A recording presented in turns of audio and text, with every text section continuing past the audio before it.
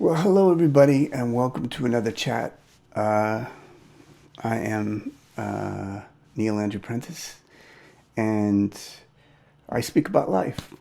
And I do so because I've got gray hair, and I've been on this earth for a little while, and I've done a bit of more than a bit of my research and living and for what it's worth, meditating. And some of you might look at that and say, whatever, but you do learn a lot from meditating when you get into intensive meditation for hours and hours at a time, for long periods of time, months, years. um, Kind of boils everything down to energy. How do you feel when you're just sitting with yourself, and when all the walls come down? That's why we people talk about meditation. Some people struggle to meditate. But when you talk about why people do it, because it just boils everything down to energy, and you just feel what makes you happy and what makes you sad, and you're able to sort of take those things apart, and your mind starts to sort of tell you these stories of how things work. Not initially. Usually, it's all the voices and the confusion and the different things going on. But with the patience and enough patience and breathing and sitting, eventually those things start to unravel. And if you sit long enough and wait long enough, those things unravel, and you start to look at things a little more deeply, see the roots of things. Does it mean you automatically master everything? Of course not. That's a lifelong practice. It's a daily practice to get into the physical world, the real world, and work with relationships and people and life and money and all the things we have to do. That's a lifelong practice. Meditation takes care of that. That's a starting point. So that's a whole world in and of itself. But I want to talk to this idea of enlightenment.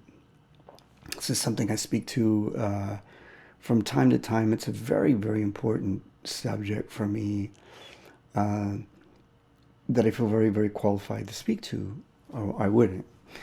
And I do so because there's some people, when we go into sort of life learning, for lack of better words, whatever that means, call it what you want, whether we see it as being a spiritual path, or whether we just see it as being sort of a life, how do I make my life better, or how do I solve these problems, call it whatever you want. There's a certain ilk of people that think of enlightenment, and a lot of that comes from the East. When we think of spiritual things, there's this idea that the ultimate spiritual goal is enlightenment, and this is taught in every old school of certainly East Indian religious practice, as well as Taoist and Buddhist practice. This idea of enlightenment. So what I teach is this, and you just have to hear me out. And I'm a big fan of bursting bubbles. The worst thing you can ever do is seek enlightenment. It's the stupidest thing you can ever do. And I'll explain why. Is there such thing as enlightenment? Yes.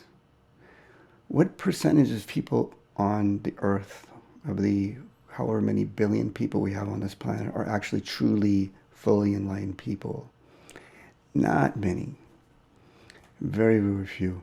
And by few, I don't mean like 3 or 4 or 5. Yeah, I don't know the number. I don't have the time to go around and interview people and find out what that exact number is. But it's, in the grand scheme of things, it's a small percentage of people, men and women. And it's something that, by its very nature, is organic. One of the things that I say is, you could go to any church, any temple, any school on the face of the planet for 40 years, and that will not guarantee that you are going to be enlightened. And people do, and I've met profoundly wise monks, very present, who were still bummed that they were not yet enlightened. And maybe they're in their 60s and they're wondering, maybe they're going to die and never be enlightened, and yet they've committed themselves to this path of enlightenment. And herein lies the problem. I hope you're starting to see this. Our mind is our greatest asset and our greatest enemy. And when we create a concept in our mind that is off the Richter scale in terms of, which is what that is. Enlightenment is just a place that is just pure presence. And there's a whole lot of things that have to happen to an individual to get there. Not only that, but the responsibility is enormous. Most people don't see that. When people talk about enlightenment, they don't talk about responsibility. They just go, you get here and everything's amazing and it's effortless and you're happy all the time. Nobody talks about the immense 24-hour day, 7-day a week, 365-day responsibility it takes to maintain that. And if they did, people would be like, well, maybe I don't want to be enlightened. And so people pitch enlightenment a lot as a way to draw people into spiritual practices, but they don't tell them the danger of putting enlightenment as a goal. If you look at the true definition of enlightenment, that is basically, as individuals, we become our most complete, full, pure selves. That is not a forced process. It's an organic process. And by the very nature of whether you believe it or not, I'm just telling you how the belief system goes. Many of you know, they say it can take many lives, hundreds of lives, thousands of lives. We don't have to believe in reincarnation. But if we follow a path of enlightenment, the idea is that, call it what you will, genetic evolution, whatever it is, to get to a place of being enlightened. That's an organic process. That's not something that you sign up for a weekend seminar for and say, well, I really would like to be enlightened. I'll go take the seminar and see if we can just kind of check that off the list. It doesn't work that way. You see, our evolution is organic. We get as far as we get in this life. And our greatest accomplishment and sense of peace is just to be at peace with what we're going through and to be okay with wherever we are, whatever place of our evolution is. And if we put this thing of enlightenment up there and say, what happens is we compare. Our minds are comparative things. If we set a goalpost, we're always comparing, how are we relative to that goalpost? You see? Well, some people could say, what's wrong with that? Because then I'm going towards enlightenment. But what happens is our mind also sees success and failure. So we could say, I failed. I've been meditating for 10 years. I've been trying to be enlightened for 10 years and I'm still not enlightened. That is the epitome of unenlightenment, is our ability to judge ourselves for not being at peace with whatever it is we're going through. Whatever state of enlightenment we may achieve in this life will not come from trying to be enlightened. It will come from being at peace with whatever it is we're going through. That is the path. It will always be the path till the day we die. We get as far as we get when we get there. And if I had $1 for every person I met that was upset in some way or another that they weren't yet enlightened, even, they don't initially say that, but eventually it sneaks out. I'm not there yet. And then that is the opposite of enlightenment. That is the opposite of enlightenment. So we should seek contentment. We should seek to just be on that constant path of trying to make peace with where we are in life and what we're going through. And it gets us where it gets us. And we need to understand that if we should run into an enlightened person, or sit in front of an enlightened person, or stumble into them, a real one, not a fake one, because, welcome to the spiritual world. It's the easiest place to fake anything to the right people. But a real, true enlightened person, what we don't realize is the commitment. Tremendous commitment. There's a gentleman who goes by the name, which I may or may not pronounce correctly, Sadhguru, very, very famous guru, and many of you may have heard of him. He's on YouTube and such. And one of the things that he says, and I haven't heard anybody else, maybe I'm sure people have, but he's the only person that I know who is a guru, who obviously has found some form of enlightenment. I believe it. I can see it in this type of a persona. But he's the only person I know that has shared some things about enlightenment that other people keep secret for whatever reason. And one of the things that he says is he burst this bubble of the idea that Nirvana is this place where all your sort of work is over. You've purged all your karma, and now it's just this eternal place of happiness where everything, you don't have to do any more work. You don't have to purge any more karma. Your karma's done, right? Well, there's a lot of people that believe this, and there's a lot of people who are in what I would call the Enlightenment game who allow people to believe this because it creates this place that you can be where everything goes away. That's what I want, right? That's a lie. That's actually a lie. And anybody who pertains to sell that to you is not an enlightened person. And if they are, they have something in them that is unenlightened, something in them that is still deceptive, even because we can be 90% enlightened and 10% deceptive. It's possible. And there are people who pitch that. So let me go back to his speech. What he was saying, which is absolutely right, is once you purge your own karma and you do achieve a place of enlightenment, you are nonstop purging the karma of everybody else in the world. So it's not the work isn't over, the work just begins. You see? The reason that we purge all of our own stuff is not so much to live in eternal happiness. It's to be able to constantly process the things going around us without conflict.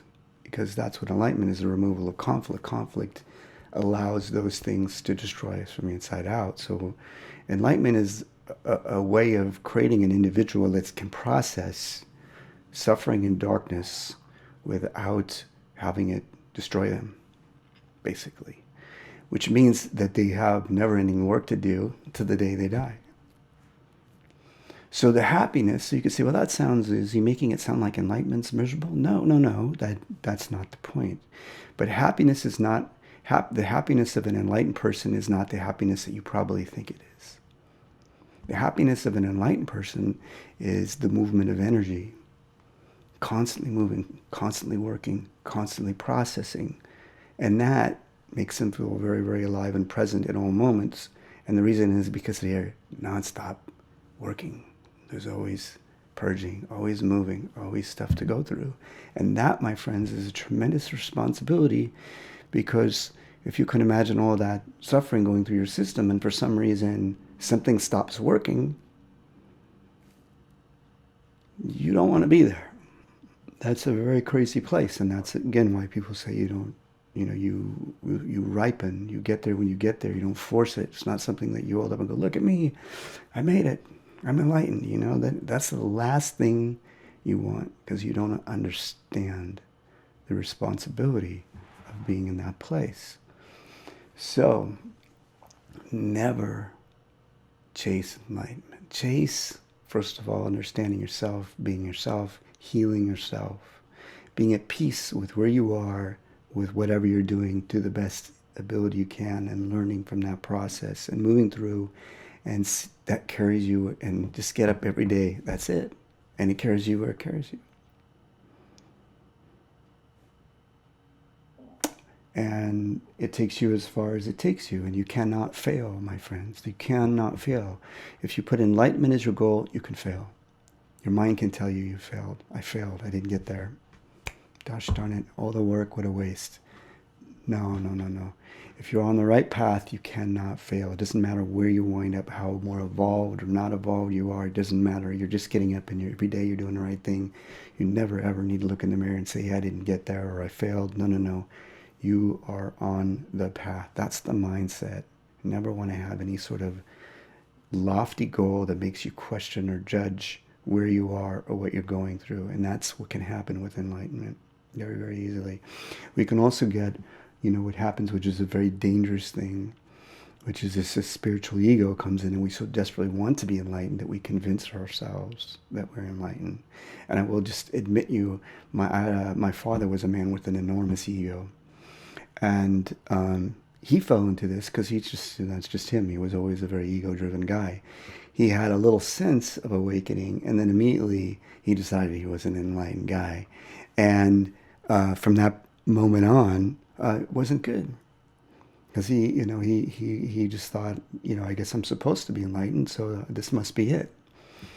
And then you get a very toxic state of mind, and that's when small bad things happened with my father. In regards to that, fortunately, I just got the heck out of there and I made a beeline. But, that's how you get, crazy cult leaders. They're partially enlightened people. They're not fully enlightened people, but gosh darn it, I'm enlightened, and then boom, you bring people in under that, and you've got a very potentially dangerous person because they're operating from a place that's half enlightened and then convincing themselves they're enlightened because it's the goal. Yeah, that's the goal. So if I can hold up that signpost, then I made it, and then I can convince you that that's the place to be. And that can be very, very dangerous. Very, very, very dangerous. People abscond with us. And how do we know then if somebody is one of these people or a truly enlightened person? Very easily. Very easily. Truly enlightened people are immensely humble people. Very, very humble people. They have no problem being the smallest person in the room. Enlightenment doesn't need to be put on a gold throne or anything like this. An enlightened person is the humblest person in the world, and there's something about an enlightened person just feels very, very humble. They don't need to be anything great or grand or tower over anybody. And when we sense that, good chance somebody is either at least in the right direction or they are a real person. When we feel somebody has to dominate and tower over other people, has to be commanding things at all times, must rule, Messiah, I am the enlightened Messiah, then we have danger. So that's my whole speech on enlightenment. Is there such thing as enlightenment? Yeah, okay, sure. Should you seek enlightenment? No. Don't seek enlightenment. Seek health, good energy, being at peace with yourself, being wise, and that will carry you wherever you need to go, and you will find just the right amount of enlightenment that you need to live your life. I will also close this chat by mentioning that there is a recognized version of an enlightened soul, which is somebody who has achieved enlightenment but gives up their enlightenment in order to do what they need to do in the world. We don't talk about this. People talk about, do this and achieve enlightenment and then all your problems will go away, right? My old discussion. But people don't talk about, this is something that else can happen too in an enlightened state, is a person can become enlightened. And the most important thing about, one of the most powerful lessons of enlightenment is to live the life that life wants you to live, that you're meant to live, okay? And if that life is a life of an enlightened person, you're going to go off to a cave somewhere. You're going to go whatever you do to be and protect that person. But sometimes you can be in a very enlightened state and life tells you, no, I need you to come down. This is you. You need to let go of this enlightenment in order to live life at a lesser state of awareness in order to be the person that life wants you to be. That's not a failure. That's actually an enlightened person. You're surrendering to what it is that you need to be in life. And you're allowing yourself to have the state of mind and the energy and the consciousness necessary to do whatever it is. Doctor, nurse, teacher, police officer, whatever it is. That's not unenlightened. That's actually enlightened. The energies may not be like all, amazingly shooting sparks everywhere, but you're at peace. You know who it is that you're meant to be, and you're at peace with yourself, and you're going through the daily process of doing the things and executing the things that allow you to be the person that you're meant to be in your life. That is a form of enlightenment. And it's a highly respected form because you're sacrificing the highest level of energy in order to do what life is asking you to do. That's an unselfishness to surrender to a role and give up something because you're not grasping on out of selfishness. You're following your path. People don't talk about that. That's a very legitimate. And amongst anybody who's enlightened, when they see somebody who's truly being themselves the way they're meant to be, without being in conflict and doing that work, they don't look down on that person. They don't go, oh, you're not enlightened yet. No, no, no. No enlightened person is going to do that. They're going to be, wow. They can look at that person and go, that's, for lack of better words, in our spiritual lingo, that's a form of a Buddha. That's somebody that is fully themselves in the way that they're meant to be. So don't fall into the enlightenment game. Don't fall into the trap of enlightenment. That's why I like this idea of self-evolution. We just want to be on the path of evolving, trying our best to evolve. That's plenty of work. That'll take us wherever it takes us. Okay? There you go. I think I said it all. I think I covered it. And I'm actually not going to add anything like I normally do. I usually pretend like I'm finished and I keep going and going and going. This time, I'm not. So in the meantime, I wish you love, strength, and wisdom. Crazy life, one step at a time. Okay, bye.